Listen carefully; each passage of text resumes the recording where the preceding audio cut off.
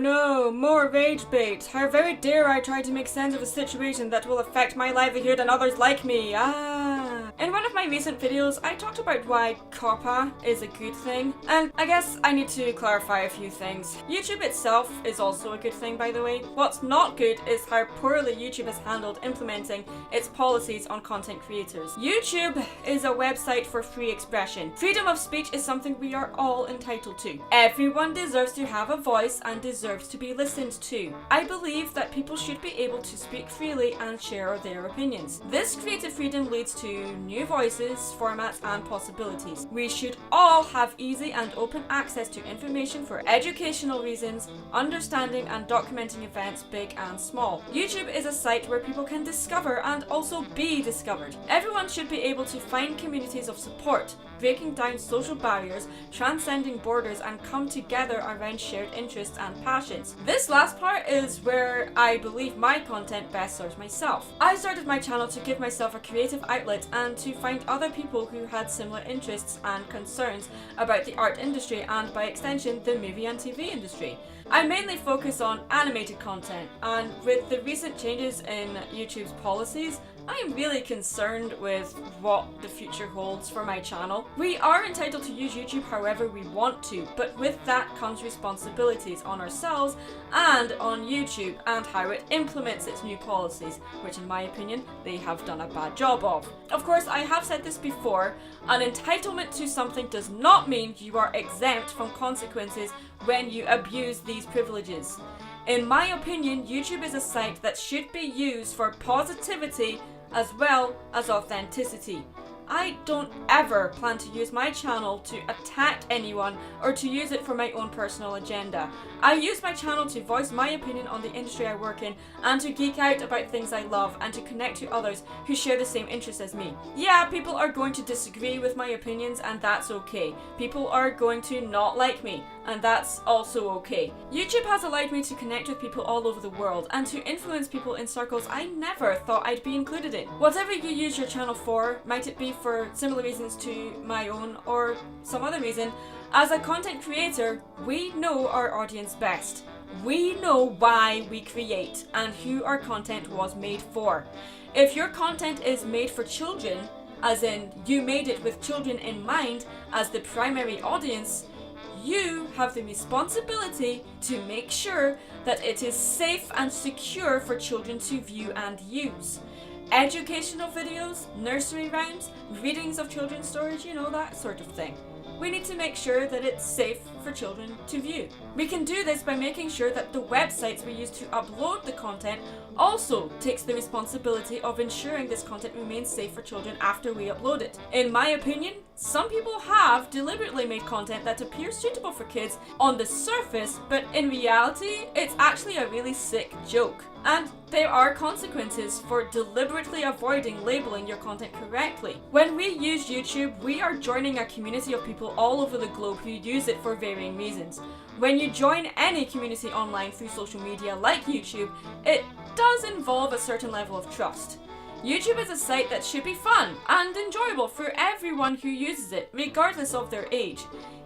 Yeah, there's YouTube Kids, and yeah, there is an option to age restrict your videos, but there's also a level of common sense that needs to be used, and we need to better educate ourselves when we use these sites and when we allow minors to use them. Common sense, in my opinion, is a lost art nowadays, and my personal experience as a content creator on YouTube has been mixed at best. I do appreciate the support I get from my viewers and my patrons, don't get me wrong, but YouTube itself has been less than helpful when trying to explain exactly how their ever-changing policies will actually affect content creators like myself.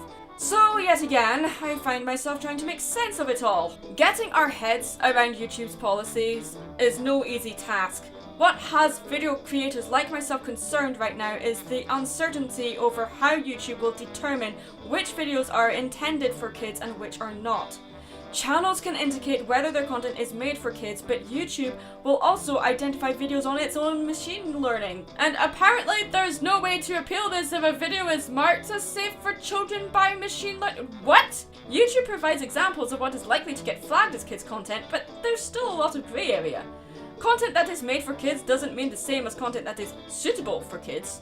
Suitable for kids to me would mean that there's no cursing, no violence and gore, and no sexual content of any kind, that kind of thing. But content that is made for children, in my opinion, would be stuff that is for educational reasons, like teaching them how to count, how to read, how to write, things like that. Many YouTubers make sure that their content is free of anything that fits this because, shock, shock, horror, that is the YouTube policy. So what exactly does the FTC mean by suitable for children? My channel has content that is created around children's characters and children's movies and TV shows, and yes, I use a very colourful avatar to represent myself on screen.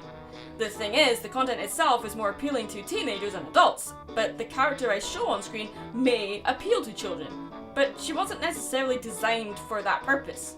She was mainly designed because I hate showing my face on camera. Because, surprise surprise, the majority of people who are fans of animated movies and TV shows are adults, regardless of whether or not the animated movie or TV show in question is aimed at their age group or not. And just because something is animated does not automatically mean it is suitable for children.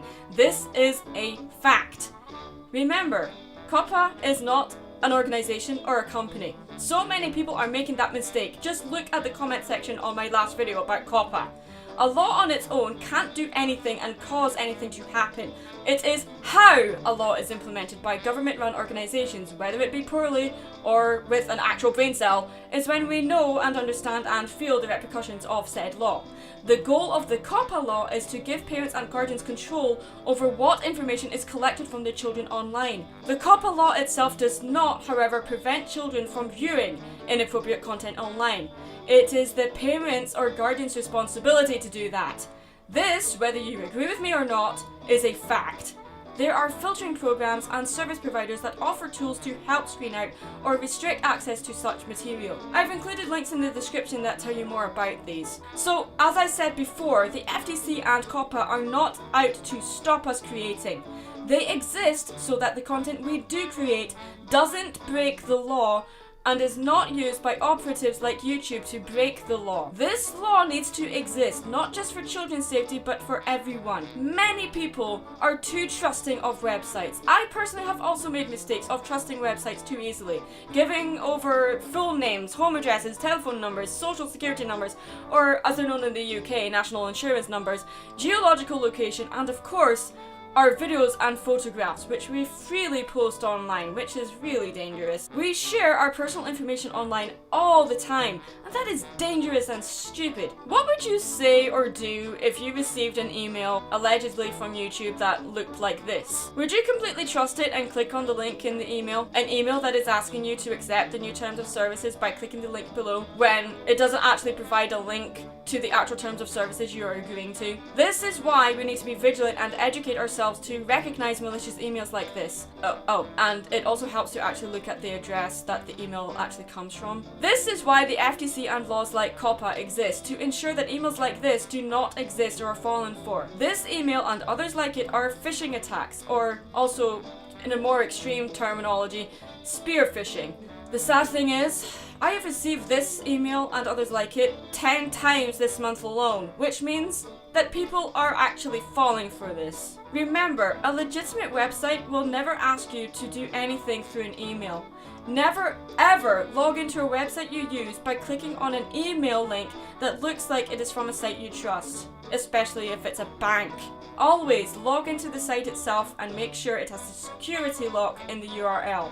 Now, whenever we go to a website, we get a disclaimer that we need to agree to before we use it. This is to coincide with the COPPA law and the FTC policy about targeting ads, etc., and to prevent phishing attacks like the example I've given previously. As a creator, you know your videos and your audience best, and it is your legal responsibility to comply with COPPA and/or other applicable laws and designate your content accurately. If you fail to categorize your content correctly, there will be consequences. I know a lot of minors will probably not understand all of this, and frankly, I'm 33 years old and I'm still struggling with it. But what's made for children and what is suitable for a family audience is a grey area and is always up to interpretation. Because what's suitable for one child may not be suitable for another child.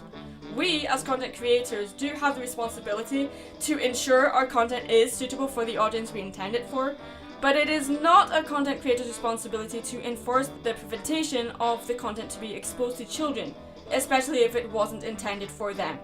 That is the responsibility of the parents and guardians. Social media sites like YouTube are being used as babysitting services. Parents and guardians will just leave it playing on TV sets with no supervision or monitoring of any kind. They will hand a tablet to a child or even a toddler and just leave it with them, and they're not monitoring what they're looking at. This is not only dangerous, but incredibly stupid and irresponsible. We need to remain vigilant to what children are being exposed to. Even content that is made for children has a bigger influence on who they become later in life than we may think. It is our responsibility to keep everyone safe, whether they're online or not. It's also YouTube and the FTC's responsibility to keep up with an ever-changing society and how we use social media in the first place. I'm Mad Munchkin. Stay creative.